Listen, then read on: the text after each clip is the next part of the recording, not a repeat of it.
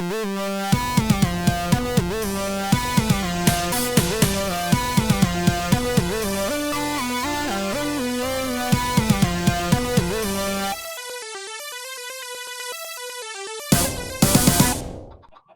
YouTube and welcome back to Traps Tuesday Toots. Today we're going to go over some farms, starting with a chicken farm. The farm you see behind me is a fully automatic chicken farm. You're going to go ahead and get feathers and cook chicken from it at all times, and you're not going to have to do anything with it once you activate it. So what we have here is a farm that takes up a 3-block wide space, although technically either side could be something else. So if you had something sitting here and you just built this up next to it, you could have whatever that is as long as it's a full wall. You just wouldn't be able to let the chickens out or let the lava flow. But as long as that doesn't happen, this could be something else. So let's get started. To build this, what you're going to need to do is place down a chest. Now, into that chest, you're going to need to run a hopper. Now, from that, we'll place a slab on top of the hopper, and then we will place a dispenser facing into that slab. That's going to dispense the eggs that come from the chickens up above and create all your baby chickens that grow up into older chickens. Now remember, baby chickens are only a half slab tall, so if they're sitting here and there's lava above them, even though it kind of does look like their heads are in the lava, it's not as far as the game is concerned. So until they grow up, they're totally fine down there. And then once they grow up, they're going to hit the lava, light on fire, and their chicken parts will go in here. So we have that. So then we stick a hopper into the top of the dispenser, come around the back side, and what we're going to do is place a observer facing this way. And as you can see, when those are in that configuration, that will continuously fire. So what we're actually going to do is place this one down here. We'll place any block right here. I think it even could be glass. Place a comparator facing out that way. And that is actually your farm minus the lava. Alright, so now it's time to go ahead and enclose this. Now the only places you actually have to have blocks are here, here, and here. And then here, here, here, and here.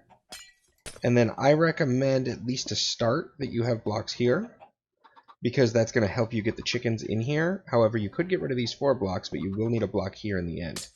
And so then all you need to do is place in your lava, which obviously you should do before you place this block. And then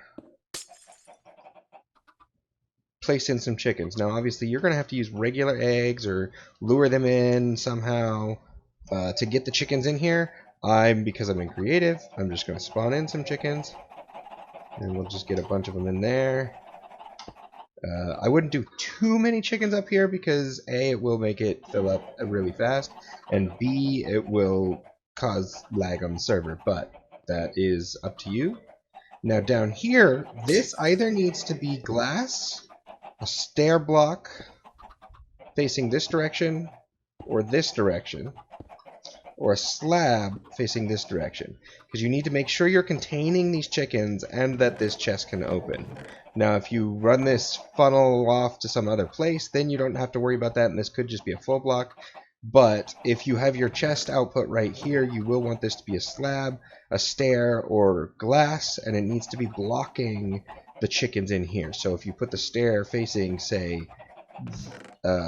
this direction, the chickens can escape, and you don't want that. So make sure whatever you do, you block in those baby chickens. And that is this farm done. So I'm not linking to the original creator of this particular design, as I don't know for sure who it is, but it's been around forever. I haven't seen this particular auto dropper system used on it, but it's completely possible that someone else has even done that. It's a very basic system and used by a lot of people. Enjoy! Alright, so our next farm is going to be a sugarcane farm that is completely automated. Basically, this will run completely in the background and you won't have to do anything with it, and all of your sugarcane will end up in this chest here. So let's get started.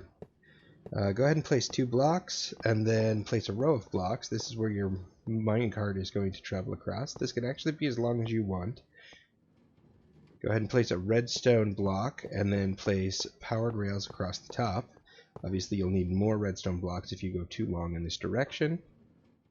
Then we'll come across the front and we will place a chest down right here, and we'll place hoppers facing into that chest and then hoppers facing into that hopper. What we'll do is we will then match that on this side. And then we'll take a regular rail and stick that across these hoppers. That will allow the hopper minecart to get unloaded right here, as well as allow the curve to happen. We'll then take a regular block and place it across the top here. This is going to have water on top of it.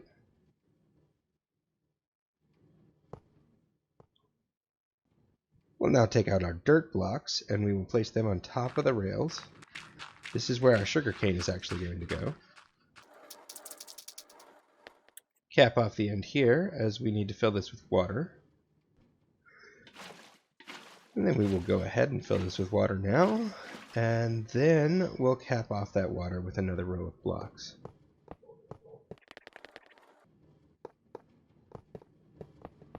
Now we'll stick 2 more blocks on top of that. That's where the sugarcane is going to hit, and we don't want it to get stuck in the center, because we want the hopper minecart to be able to grab it. We'll then go up and over twice, and then extend both of those all the way down. Then we'll cap off the back side here, making sure that none of the sugarcane falls out the back. And we'll do the up and over once again.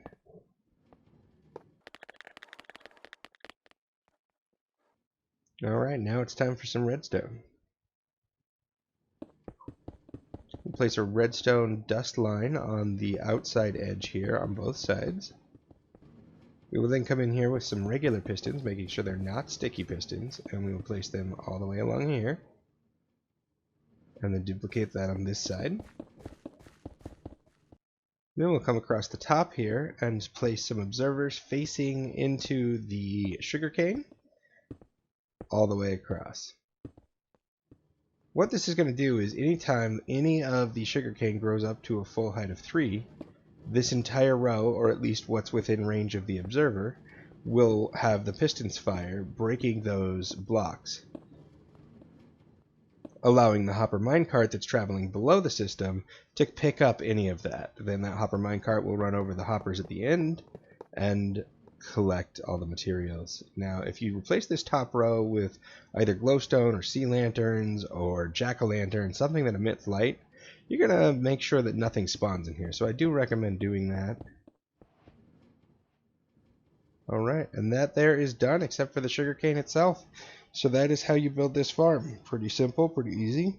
Now the great thing about this farm is it's actually tileable. You can stick this next to itself and also on top of itself. So now we just place down a hopper minecart and the system is ready to go. Alright, so now I'm going to quickly build an expansion so you can see what that would look like. Basically just come over with a gap of 3 between these rail lines and then place in the exact same build all over again. Alright, so that is 2 of these modules. You could keep coming over 3, 4, 5 modules wide. Now I do recommend that you keep it within a single chunk, because otherwise the hopper minecart might get stuck traveling between chunks if they unload in the wrong order. But that's up to you whether or not you want to have to worry about that. If you build it all in one chunk, in theory you never touch this again. If you do expand out, you might have to come in here and nudge the minecart now and again. So that's up to you, whatever you want to do. Now the other great thing is this actually can go upwards as well. So let's take a look at that. So basically what you would do is you would then cap off the sugarcane area with the next rail. Alright, well that is the build done. So that is 2 rows high, 2 rows wide. And what I did here in the center is instead of having these hoppers go that way, I had the hoppers all go to a central line and go on down. Now that could either go to a single chest in the center and everything could feed into that instead of going to the side chests.